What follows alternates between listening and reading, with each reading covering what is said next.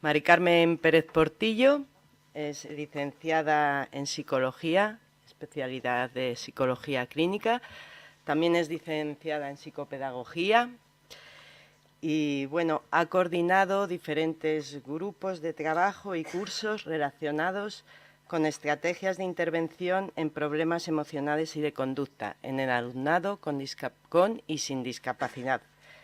También ha participado en jornadas y congresos nacionales e internacionales referentes a este tema. Actualmente trabaja como orientadora en la Consejería de Educación y Cultura del Principado de Asturias. Y entre sus publicaciones, pues destacar la guía práctica de intervención sobre discapacidad intelectual y problemas de conducta. Y ella pues va a hablarnos, el título de su charla es Enfermedades raras y problemas de conducta, intervención desde una óptica preventiva en el ámbito educativo. Bueno, buenos días a todas y a todos. Yo, antes de empezar mi intervención, sí me gustaría dar las gracias al CREER y a las personas que han trabajado para hacer posible esta jornada, que ayuda a visibilizar las necesidades de un colectivo minoritario, como es el de las enfermedades raras, pero que presenta unas necesidades que no por ser un colectivo minoritario no son importantes y que tenemos que entender como un derecho básico a conseguir. También me gustaría dar las gracias a Monse por su invitación para participar en esta jornada, que me da la oportunidad de poder compartir con todos vosotros y aprender de todo lo que se va a decir hoy aquí. Bien, yo, como decía Monse, en estos momentos trabajo en un equipo de orientación educativa, en concreto en el de Avilés, en Asturias, pero he estado anteriormente 9 años en un centro de educación especial, con lo cual he podido ver bastantes enfermedades raras diferentes. No ahora. Bien, lo primero, situarnos. ¿Qué entendemos por enfermedades raras? Pues bueno, lo primero es un grupo de enfermedades muy heterogéneas, agrupadas con esa nomenclatura, que por ser tan heterogéneas afectan a aspectos, ámbitos muy diferentes. El profesor Eduardo nos estaba contando ahora algunas de las afectaciones que tienen algunas de las enfermedades raras a las que él se ha referido. Nos pueden afectar a distintos sistemas o aspectos físicos, el sistema digestivo, el sistema vascular, los sentidos. Algunas de ellas, además, cursan con discapacidad intelectual. Por lo tanto, afecta también al aspecto cognitivo. Y no podemos olvidar aspectos psicoemocionales que también afectan no solo a las personas que tienen enfermedades raras, sino a sus entornos, a sus familias y a los distintos contextos en los que se mueven. ¿Qué tenemos que considerar cuando hablamos de una enfermedad rara? Pues qué aspectos concretos en esa enfermedad rara están afectados. Y esos aspectos son los que tenemos que tener en cuenta. ¿Pueden afectar a la conducta? Evidentemente, a la conducta puede afectarnos todo aquello que vivimos y las enfermedades raras en muchos casos son muy limitantes a lo largo de toda la vida o en algunas de ellas no tanto a lo largo de toda la vida, pero sí tiene periodos muy intensos de crisis en las que puede haber una afectación a la conducta por la gestión que puede hacer de esas limitaciones, de esas emociones, de esas situaciones. Lo más importante en las enfermedades raras, lo decía Eduardo, hay que tener en cuenta siempre las características individuales. Una enfermedad rara no es lo mismo en mí que en el otro, no es lo mismo dependiendo de mi situación personal, de mi contexto. Por lo tanto, no podemos hablar de un X frágil, no podemos hablar de un Prader-Willi, tenemos que hablar de una persona que tiene Prader-Willi, de una persona que tiene X frágil, etcétera, etcétera. Y eso es muy importante que lo tengamos en cuenta a la hora de plantear luego, conocer qué es lo que está pasando con ese chico o chica y el tipo de intervenciones a realizar. Algunas de las enfermedades raras con las que yo me he encontrado a lo largo de estos años, sobre todo en el Centro de Educación Especial, son todas esas que tenéis ahí. Yo quiero hacer un inciso. Tengo un defecto y es que me pongo a hablar muy rápido con el tema de limitar el tiempo. Entonces, como la presentación queda, aunque yo corra mucho, luego si hay preguntas podemos, con lo cual todo eso no os lo voy a nombrar, ya lo tenéis ahí. Definición de conducta. Bueno, entendemos por conducta, dice ahí, el conjunto de comportamientos observables que producimos las personas, las acciones y reacciones a través de las cuales interactuamos con los demás y con el ambiente que nos rodea. Veis que tengo determinadas palabras señaladas en rojo porque yo creo que son la clave importante para ir entendiendo el tema de la conducta. Luego, desde un punto de vista más sistémico, tenemos ahí una serie de factores fundamentales que influyen en la conducta, los factores biológicos, psicológicos, ambientales, los factores de aprendizaje. Y por otra parte, la conducta de una persona ni se produce ni puede ser analizada en el vacío. Eso es muy importante. Siempre ocurre en un contexto reactivo, donde tan relevante es el comportamiento como la respuesta que se da en ese contexto. Insisto lo de las palabras en rojo porque son muy importantes a la hora de entender el tema de la conducta. Como veis, esto está tomado de la fuente del CRENA de hace bastantes años. ¿Qué es conducta? Pues algo así, de manera muy genérica. La conducta es todo lo que manifestamos y cómo lo manifestamos. Es decir, yo, como estoy caminando ahora, está dando información. ¿Cómo puedo mirar ahora mismo a Eduardo? ¿O cómo puedo mirar a la persona que está al lado? ¿Cómo eludo determinada mirada? ¿Cómo hablo? ¿Cómo gesticulo? Todo eso es conducta. Por lo tanto, todo lo que manifestamos y cómo lo manifestamos lo tenemos que tener en cuenta a la hora de comprender la conducta de quien tenemos delante. ¿Significado de la conducta? La conducta es siempre comunicación y la comunicación se da en una relación. Por lo tanto, a la hora de interpretar o entender una conducta determinada, siempre tenemos que tener en cuenta esos aspectos que nos pueden estar queriendo comunicar y qué relación hay entre las personas que se dan ese tipo de situaciones. Si hablamos de la conducta como algo importante, como que la comunicación es un aspecto muy importante de la conducta, no quería dejar de citar los axiomas de la comunicación de Paul Václavic. Dice el primero, no es posible no comunicar. Y eso es así. Yo puedo estar intentando contenerme ahora mucho para no gesticular, no mirar o tal, pero con eso ya estoy comunicando. Por lo tanto, ese es uno de los axiomas a tener en cuenta. La importancia del contenido y de la relación. Si yo transmito un mensaje, si yo le hago un pequeño insulto a Eduardo, Eduardo se lo puede tomar mal porque la relación que tenemos él y yo no es de una confianza como para que yo le diga qué tonto eres, por ejemplo. Entonces es importante tener en cuenta el contenido y la relación. La puntuación de los hechos es también muy importante. El cómo yo interpreto una situación, si yo estoy desde mi planteamiento de orientadora, por ejemplo, no va a ser la misma a la que interprete el director desde su óptica de director de un centro. Entonces eso también es importante tenerlo en cuenta. Lo digital y lo analógico. El mensaje que decimos también lo digital serían las palabras que decimos que tienen un valor universal, que todo el mundo entiende lo mismo con ese mensaje, siéntate en la silla, por ejemplo, y lo analógico es como lo digo. Yo a lo mejor digo siéntate en la silla, señalando así el tono que utilizo, el gesto que hago, también es importante tenerlo en cuenta y analizarlo. Y luego el tipo de relaciones que se establecen, la relación simétrica o complementaria. La relación simétrica es la que establecen dos personas en una situación de igualdad y la relación complementaria es la que... ¿Te estoy molestando con...? Y la relación complementaria es la que podríamos establecer el ejemplo que os decía yo antes, por ejemplo, un director de un centro y un tutor. Bien. Entender la conducta. Dice Carr que la conducta problemática cumple un objetivo para la persona que la manifiesta. Y decimos nosotros, en el libro que hacía antes referencia a Monse, es la manifestación externa que nos muestra la interacción individuo-entorno. Comportamiento problemático. No todo podemos entenderlo como comportamiento problemático. Tenemos que tener en cuenta Aspectos como la etapa evolutiva en la que eso se está dando, porque hay cosas que forman parte de un desarrollo normal.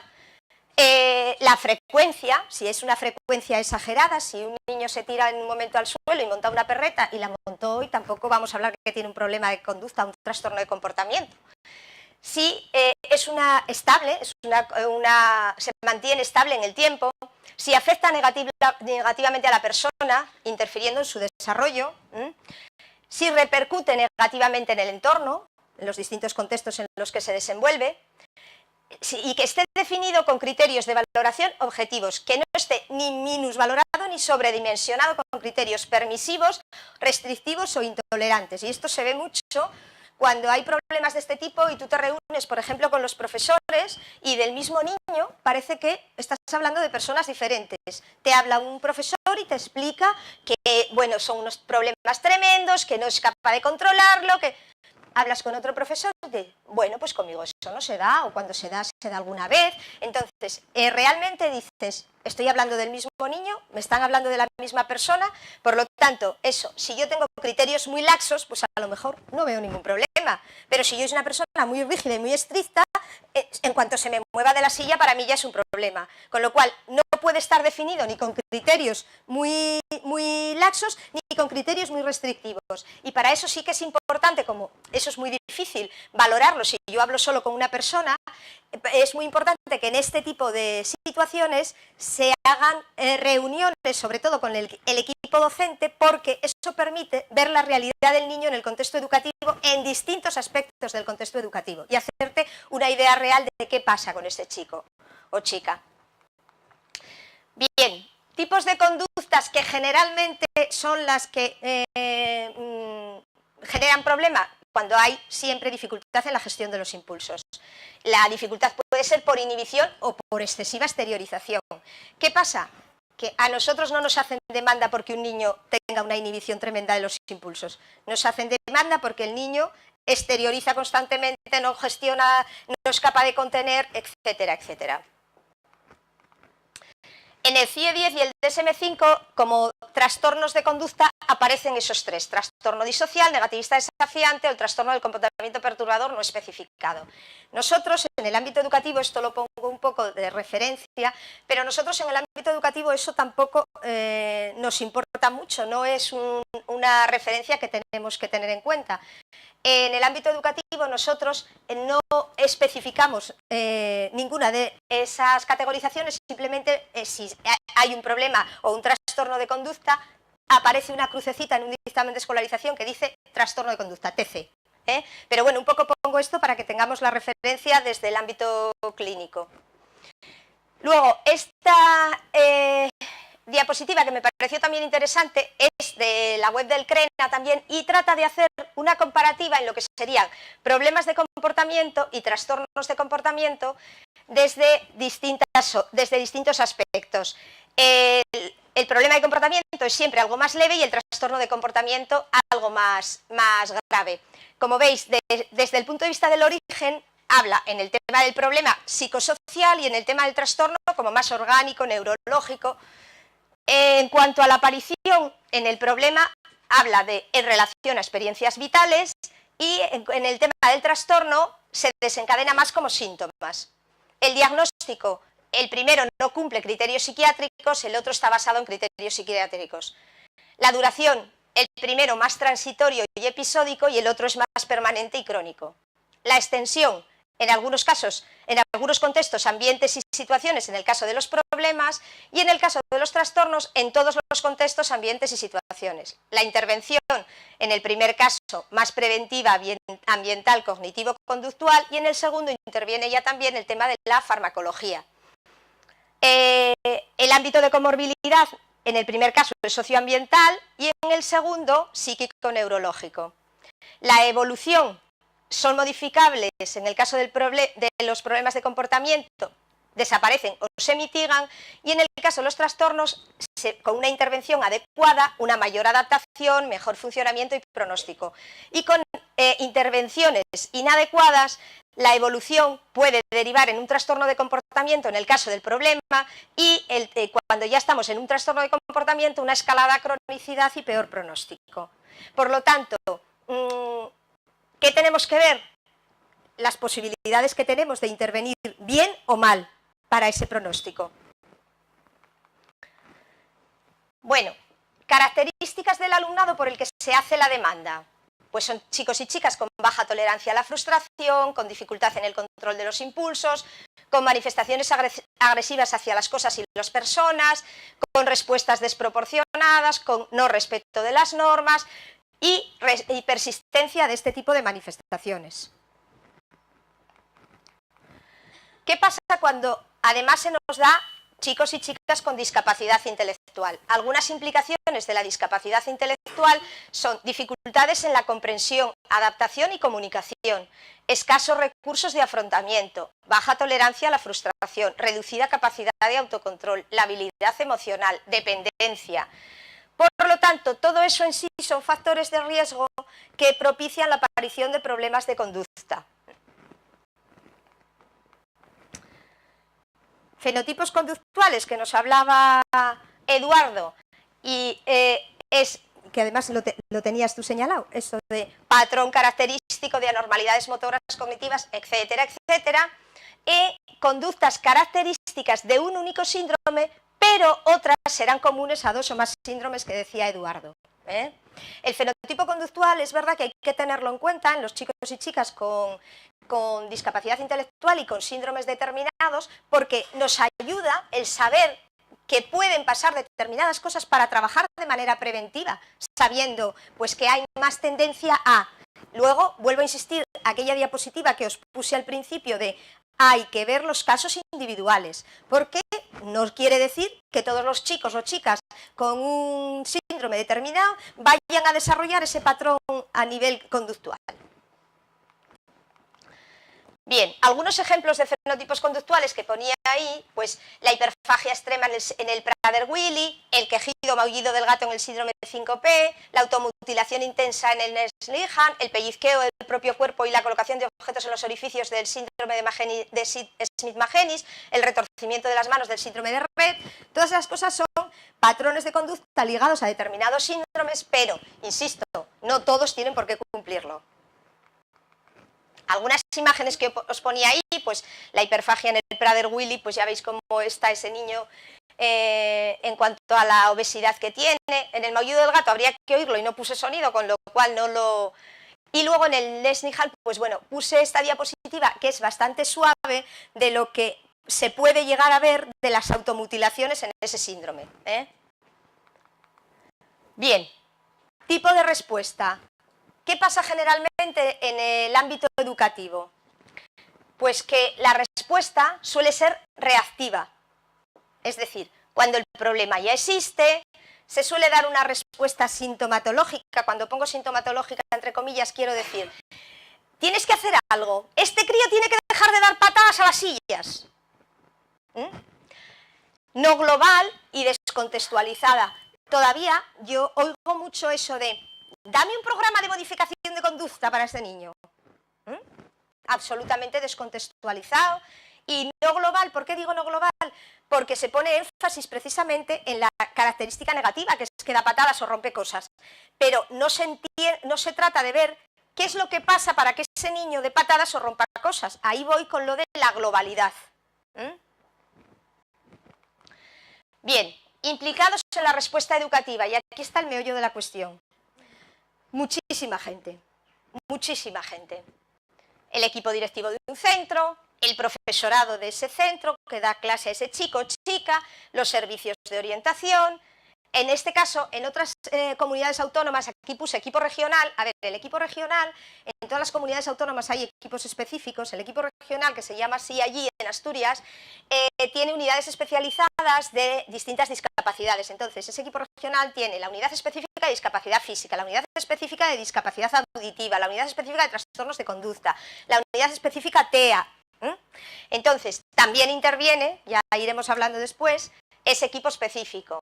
El servicio de inspección, porque muchas veces se pide o se tienen que tomar medidas que el marco educativo es muy rígido, excede un poco lo que se puede hacer, entonces tiene que intervenir el servicio de inspección para dar permisos, autorizaciones a determinadas cosas. Oye, yo Se oye, yo creo que molesta, ¿no? No sé a dónde me tengo que ir para no molestar. ¿El qué? Bajar.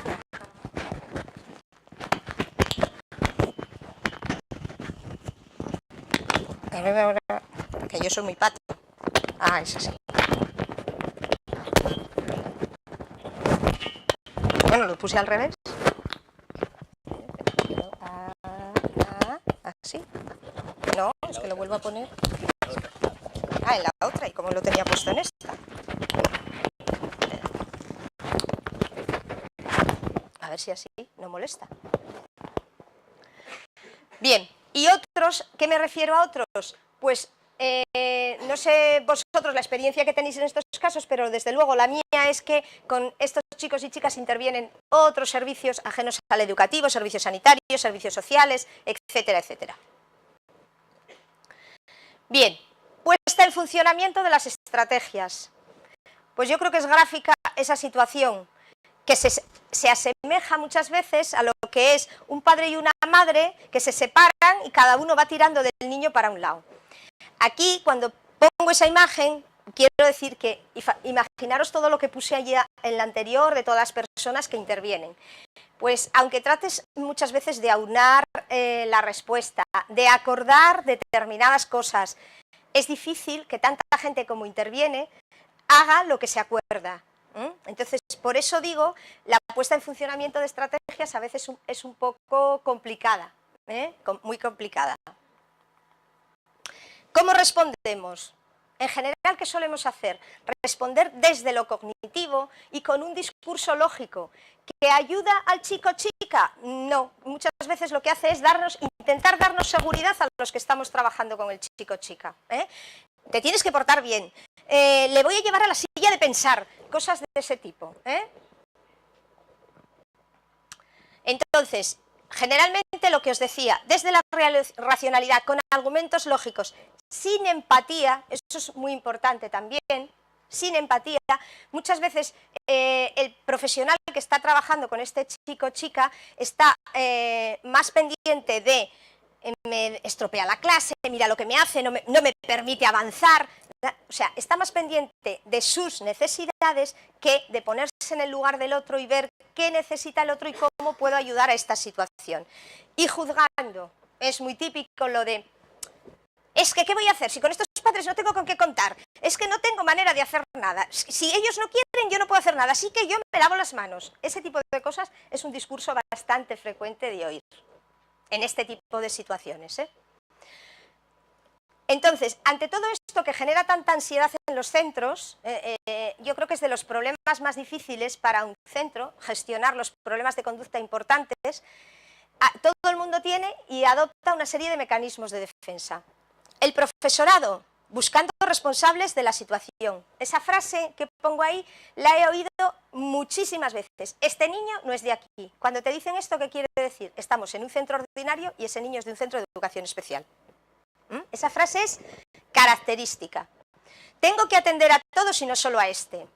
Tengo miedo que haga daño a otros y se me echen encima los padres. Actuando de manera impulsiva para calmar la propia angustia. Descoordinación, lo que os decía antes. A lo mejor has adoptado una serie de acuerdos, de estrategias que hay que poner en práctica, pero en ese momento me alteró tanto lo que hizo que hice lo primero que se me ocurrió. Y eso ¿a dónde nos lleva? Agravamiento de la situación. Mecanismos de defensa de los servicios de orientación. Pues se sienten presionados en el centro por la situación. Todo el mundo, cuando hay un problema de estas características, acude al orientador o orientadora a que solucione el problema. Asumen muchos de ellos la responsabilidad casi exclusiva de la solución. No se dan cuenta muchas veces que eso que ellos intentan hacer de manera solitaria no va a dar ningún resultado beneficioso para el chico, y lo que va a hacer es que los problemas aumenten y la conclusión es, ¿para qué tengo yo aquí este orientador que no me ayuda de nada si el problema sigue estando aquí? Cada vez peor. Ellos se ven envueltos en el clima creado en el centro, que siempre es un clima de tensión, búsqueda también ellos de dar respuesta de manera inmediata a lo que está pasando, escasa formación sobre el tema, y eso es verdad, luego si queréis hablamos del tema de la formación. y la propia inseguridad que le genera la gestión de todo eso, derivación o al equipo regional, o derivación al servicio de salud mental, o derivación. El equipo directivo, pues también tiene sus propios mecanismos de defensa, sienten la presión del centro.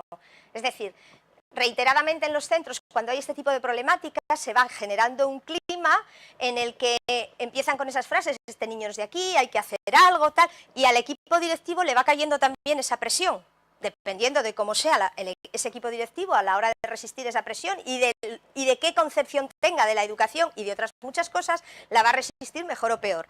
Entonces, sienten esa presión, dificultades muchas veces para gestionar los recursos necesarios. Es verdad que los recursos son escasos, es verdad que cuando pides una medida para adoptar, para atender las necesidades de un chico o chica en un momento determinado, pueden no responder o pueden responder 3 meses después de la solicitud y el chico o chica está yendo al colegio todos los días.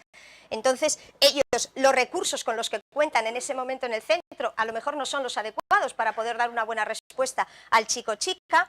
Y luego, dificultades para velar por la puesta en práctica de las medidas adoptadas. Y entonces dicen, hay que buscar una solución. Porque a lo mejor tú puedes ayudarte de los recursos que tienes en el centro cambiando muchas cosas de una manera puntual para decir, a ver si me dan una respuesta, 15 días podemos intentar hacer esto, pero esto no puedo llevarlo a cabo todo el curso. Y como las respuestas no llegan, entonces llega un momento que incluso equipos directivos implicados, equipos directivos que quieren trabajar bien con el chico o chica, acaban diciendo, es insostenible, o me dan una respuesta, o hay que buscar otra solución. Los servicios especializados de orientación, pues también sus propios mecanismos de defensa, insuficiencia de recursos personales para la atención a las demandas. Los equipos de orientación atienden una población escolar importante en un sector educativo. Hay centros que tienen unidades de orientación en el centro, en Asturias os hablo, y son los centros que tienen más de 400 alumnos que tienen un orientador en el centro, pero está solo ese orientador sin otro tipo de recursos para poder atender las necesidades que puedan surgir en el centro. La inestabilidad en las plantillas. En el ámbito de los funcionarios, en general, ya sabéis que hay un nivel importante de interinidad. Entonces, este año tienes unas personas, al año siguiente esa persona ya no está, el que llega nuevo a un centro tiene que conocer el centro, tiene que conocer a los alumnos, tiene que conocer las necesidades y eso lleva tiempo a hacerlo.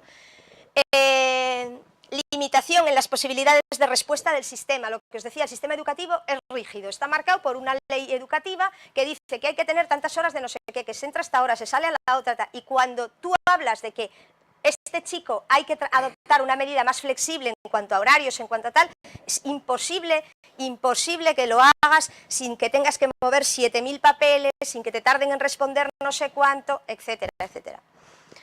Presión del centro, lo que os decía antes, pues eso, la figura del orientador y la figura del equipo directivo están en el punto de mira de todo el centro, de qué pasa con este chaval o con esta chavala y a ver cómo se soluciona.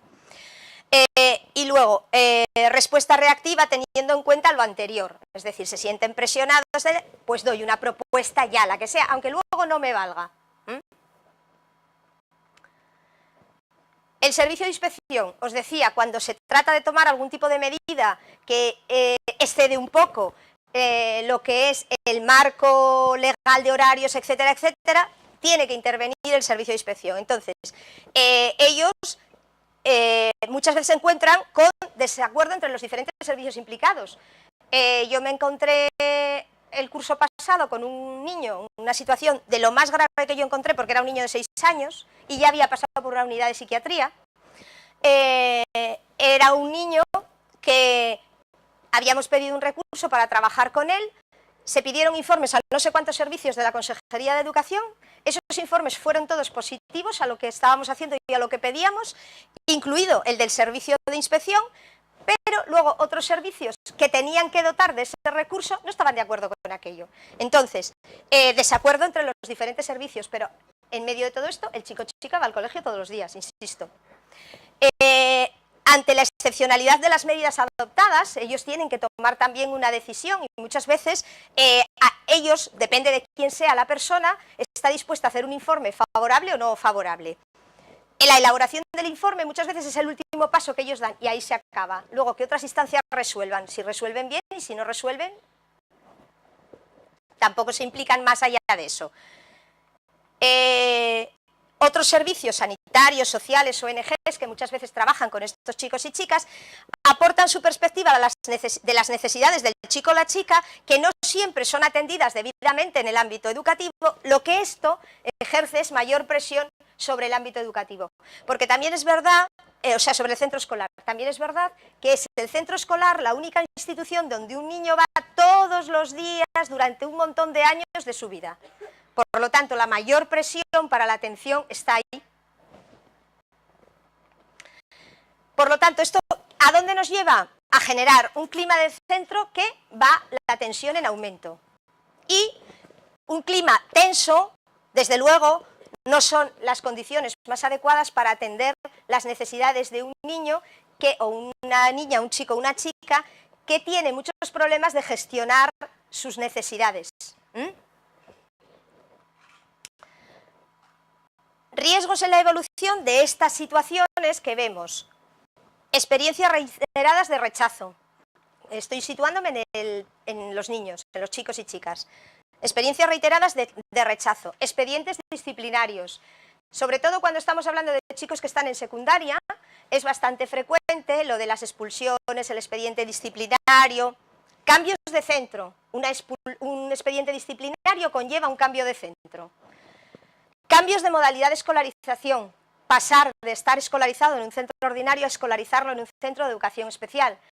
Y aquí sí que quiero señalar que la ley dice que los chavales con necesidades educativas especiales son aquellos que tienen discapacidad y o problemas de conducta, con lo cual un chico sin discapacidad intelectual con problemas de conducta puede escolarizarse en un centro de educación especial. Y no es el primer caso. Abandono del sistema, porque bueno, cuando se encuentran muchas veces en entornos de esas características, les provoca rechazo y abandonan el sistema, con lo que lleva incremento de los problemas. Una vez que ya no están tampoco ni en el sistema escolar, son chicos con muchas menos posibilidades de poder reconducir su problemática y que aparezcan pues, problemas sanitarios, problemas sociales, si no lo sabía que aparezcan y si lo sabía que se incrementen. La intervención. A ver, lo que entiendo que tendríamos que plantearnos es trabajar desde la prevención primaria. No como hacemos cuando os ponía esa diapositiva de respuestas reactivas, cuando ya tengo aquí el problema, entonces hay que apagar el fuego. No. Desde la prevención primaria, teniendo en cuenta los factores de riesgo, muchas veces vemos niños en infantil que por sus condiciones familiares, sociales, características personales, tal, sabemos que si no le vamos ayudando a cambiar esa situación, ¿a dónde van? Es probable que les conduzca. Entonces, trabajar teniendo en cuenta los factores personales, familiares y sociales, no solamente al chico o a la chica, sino todos los contextos. Hablábamos antes de que los problemas de conducta no se pueden entender si no se entiende en el contexto en el que se dan, que es muy importante. Pues todos esos contextos hay que tenerlos en cuenta. Dentro de los factores personales, ¿qué tendríamos que ir haciendo? Profundizar en la atención a la diversidad. Se han hecho, es verdad que... ¿Me quedan 10 minutos? Se han hecho muchos avances en lo que es la atención a la diversidad, haciendo programas específicos para perfiles concretos de alumnado, que si el programa de diversificación curricular en su momento, que si el programa el de apoyo a las dificultades de aprendizaje, pero esos programas luego hay que bajarlos, hay que ir a un ajuste individual y personal, porque el que yo tenga un perfil determinado y un programa determinado, las características individuales las tengo que tener en cuenta y no se pueden encorsetar en el programa. Y eso todavía no lo hemos hecho. Factores de riesgo familiares, teniendo en cuenta apoyo, supervisión e intervención de la función parental. Dependiendo de cuál sea la situación de esa familia, pues habrá que hacer un tipo de trabajo u otro, pero no podemos olvidar las necesidades de la familia, tienen que ir acompañadas con el trabajo que se hace con el chico, si no, no hay trabajo posible que lleve a buen puerto. Los factores de riesgo social, también hay programas de desarrollo de habilidades sociales, de conocimiento y manejo de las emociones y facilitar una alternativa de ocio saludable. Eso es muy importante, el ocio, no solamente el contexto escolar, el ocio y sobre todo los chicos y chicas con enfermedades raras y con discapacidad intelectual tienen muy limitado el ocio, muy limitado, y cuando llegan adolescentes prácticamente no encuentran qué hacer, dónde ir, etcétera, etcétera, y eso hay que tenerlo también en cuenta. Los sistemas implicados, pues el escolar, el sanitario, el social y otros, las asociaciones o las ONGs que trabajan con estos chicos y chicas. Necesidades que tenemos que atender del alumno, las afectivo-emocionales, las curriculares y las del ocio. Las curriculares son también importantes. Estamos en un contexto educativo y un niño que a lo mejor tiene muchas dificultades y un desfase curricular importante con respecto al curso en el que está, si no atendemos debidamente esa situación curricular, se va a aburrir como una ostra un montón de horas y ¿qué va a hacer? Lógicamente. Entonces, lo curricular hay que tenerlo en cuenta. Y el ocio que os decía antes. El profesorado, formación, tanto del profesorado general como de los servicios de orientación, como la estabilidad en las plantillas. Una figura de referencia es muy importante para estos chicos y chicas y generalmente no la tienen, pues porque hay muchas personas cambiantes, porque un año tienen un tutor, al año siguiente tienen otro, etcétera, etcétera. Perfiles nuevos, porque en los centros escolares se necesitaría también contar con perfiles como el educador social, que ayudaría a muchas actividades, pero que no lo tenemos. La familia, pues con apoyo, supervisión e intervención. Como veis, tenemos que tener en cuenta muchos aspectos. ¿Cómo intervenir? Respuestas integrales, flexibles, coordinadas y permanentes. Y aquí voy a empezar ya a correr porque no me da tiempo, me queda mucho. ¿Por qué integrales? Por lo que decíamos antes, no podemos dar una respuesta a una cuestión puntual de un niño que da un golpe o tal. Tenemos que ver la globalidad y necesidad de ese niño como un todo. Flexibles, porque las situaciones son cambiantes y yo no puedo diseñar un programa para ese niño para toda su vida. Tenemos que ir adaptándonos a cómo evoluciona. Coordinadas, porque intervenimos muchos y al intervenir muchos es necesario que estemos trabajando todos en la misma línea. Y permanentes, porque mientras el niño esté escolarizado, no quiere decir que la intensidad de la actuación sea la misma dependiendo de la evolución, pero sí que ese niño tenemos que llevar un seguimiento de él. Y aquí sí que quería deciros un decálogo para la intervención que me parece importante que lo tengamos en cuenta. El momento de la intervención, lo primero, la detección de los factores de riesgo. Y ahí hay que empezar a trabajar. Los aspectos imprescindibles, el punto 2 sería un análisis y una planificación. No me vale que me digas, quiero que deje de dar golpes, no, porque no sé por qué los da. Entonces, primero tengo que saber qué le pasa, por qué los da, y ya veremos que a lo mejor eso no es lo que tengo que hacer. La comunicación que os decía antes, importantísimo. Un ejemplo en la adolescencia, un adolescente que no tenga ninguna enfermedad rara ni ningún problema extraño.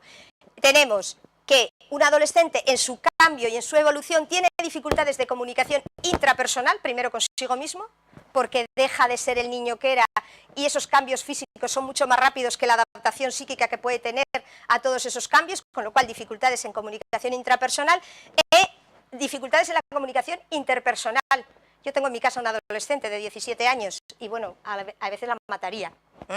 Entonces, eso por ahí. Luego, en el caso de la discapacidad, la comunicación es muy importante. ¿Qué tenemos que propiciar?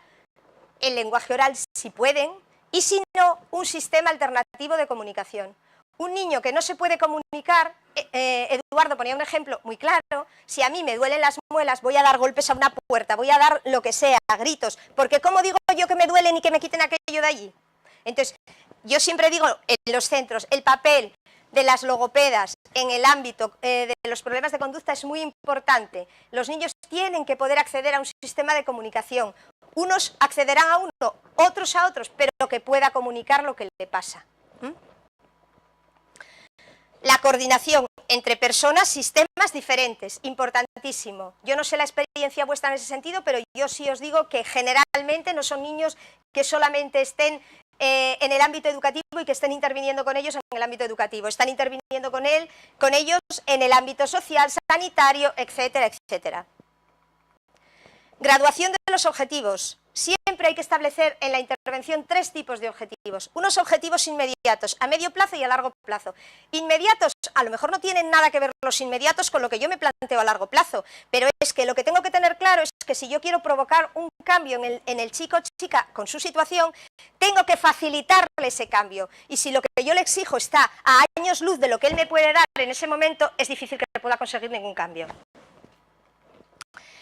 Experiencias positivas es un paso imprescindible, está ligado a los objetivos inmediatos y es básico para avanzar en la jerarquía de objetivos. Tiene relación con la anterior diapositiva que os ponía. Tengo que propiciar que el niño o niña o chico o chica tenga en esa intervención que yo me planteo experiencias positivas para intentar lograr un cambio. Cambiar el punto de vista es muy importante. La conducta es una manifestación. El objetivo nunca puede ser eliminar la conducta, ese tiene que ser la consecuencia de nuestra intervención.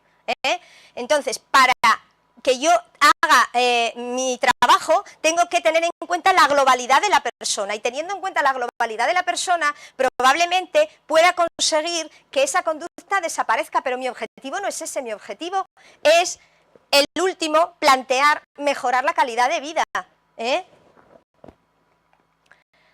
La respuesta tiene que ser global, atendiendo a la totalidad de la persona, a todas sus necesidades y teniendo en cuenta todos los contextos. La implicación familiar no la podemos olvidar y cada familia tiene una situación diferente, entonces tenemos que tener en cuenta el grado de implicación de la familia, tenemos que tener en cuenta las estrategias de las que dispone, cuál es la dinámica familiar existente. Todo eso condiciona el tipo de intervención y tenerlo en cuenta en la planificación de la intervención, porque a lo mejor tampoco nos podemos plantear determinadas exigencias en una familia en un momento determinado. La intervención tiene que estar ajustada no solo a la situación del niño, sino a la situación de su familia. Y esa intervención, como os decía, como no es algo que queda puntual, sino que es algo que trabajamos con objetivos a medio o largo plazo, irá cambiando también a medida que veamos cómo va progresando en esa situación la familia. Flexibilidad en la intervención. Hay que ajustarse a la evolución, teniendo en cuenta que las características son cambiantes, tanto en el alumno como en el contexto. Y algo que tenemos que tener previsto cuando planteamos una intervención, ¿qué vamos a hacer cuando haya una situación de crisis? Cuando el chico se ponga a dar golpes, a romper, a no sé qué, ya no sé qué, porque eso tenemos que contar con ello. Y a lo mejor diseñamos intervenciones maravillosas, pero no tenemos en cuenta esto. Y en el momento que pasa esto, se va la intervención a la porra, porque todo el mundo se pone nervioso y cada uno hace lo que le da la gana y lo que entiende y puede en ese momento. Entonces, esto tenemos que tenerlo en cuenta. ¿Cómo vamos a hacer y qué vamos a hacer en ese tipo de situaciones? Tener en cuenta la flexibilidad, los aspectos como la autonomía del centro, la agilidad en la respuesta, la coordinación tanto intra como interinstitucional y una respuesta que a lo mejor en esos momentos tiene que ser educativo-terapéutica. Dificultades, rigidez del sistema educativo, limitaciones del marco legal, falta de agilidad en las respuestas de la administración, problemas en la coordinación interinstitucional, el clima del centro que se genera y la unificación de criterios profesionales. Os quería poner este dato de un estudio que hicimos en Asturias con todos los datos que tenía la Consejería de Educación con respecto a la discapacidad. Y os tengo señalados ahí el total que había de trastornos de conducta, eran 259 alumnos, estos son datos del curso creo 12-13 o 13-14, ya no recuerdo muy bien, y era el 7,92%. En cuanto al total de discapacidad, en los centros de educación especial, mirar que era solamente 7 alumnos aparecían como trastorno de conducta que representaban el 1,29%, cosa que no es verdad. Y os digo que no es verdad porque algunos de los chavales que estaban en el centro de educación especial donde yo trabajaba venían con el dictamen, con la crucecita en psíquico medio, por ejemplo, y de psíquico medio nada, el motivo del cambio de modalidad, del cambio de tal, era el trastorno de conducta. Con lo cual ahí hay menos de los que realmente son o están escolarizados con un problema de trastorno de conducta. Por lo tanto, ya ahí veis, 259 alumnos, 7 en centro específico y 252 estaban en centros ordinarios. Y ya para acabar, las manifestaciones conductuales son manifestaciones comunicativas. Comprender lo que subyace a la manifestación conductual nos ayuda a plantear la intervención.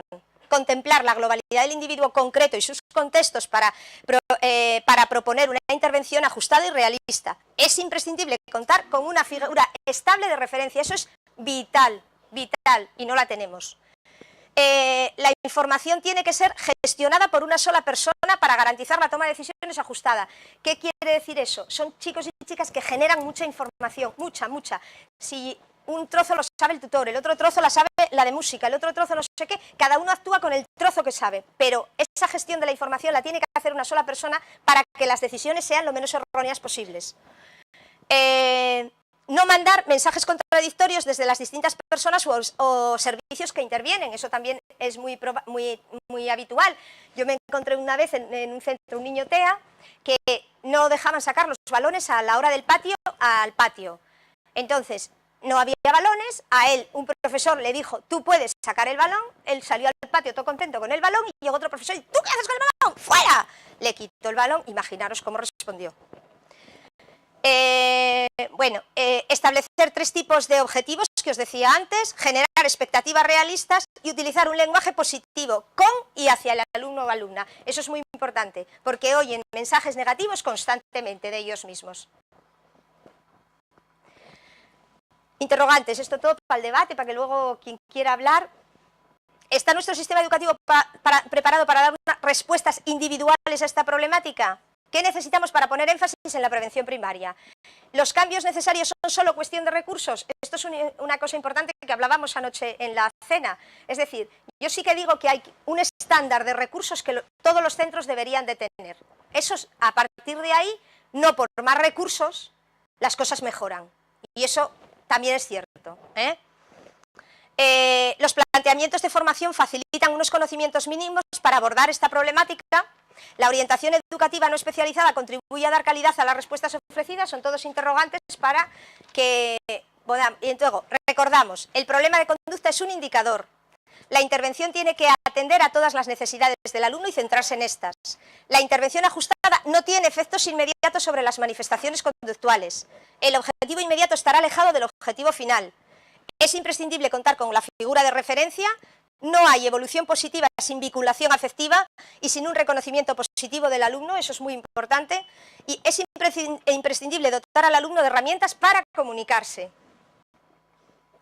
Conclusión, todos tenemos derecho a una atención de calidad que respete las características y necesidades individuales. El sistema educativo debe de ser compensador de las dificultades y estas deben de ser atendidas al menos desde los primeros momentos de la detección. Ahí os puse unas referencias, nada, muy poquito. 2 de esas citas que os tengo ahí son descargables de internet. Una tiene que ver, es un documento de FEAPS, el otro es un artículo que me habían pedido a mí sobre los cambios de la atención a la diversidad. Y luego os puse, para que atendamos a la diversidad, no solo la palabra escrita, sino os puse ahí 3 imágenes, el libro de Carr, el libro del estudio ese que hicimos nosotros y el de los problemas, la discapacidad intelectual de problemas de conducta, para que todo el mundo tenga acceso no solo a la palabra, sino a la imagen. Bueno, y con esto terminé. Bueno, creo que me...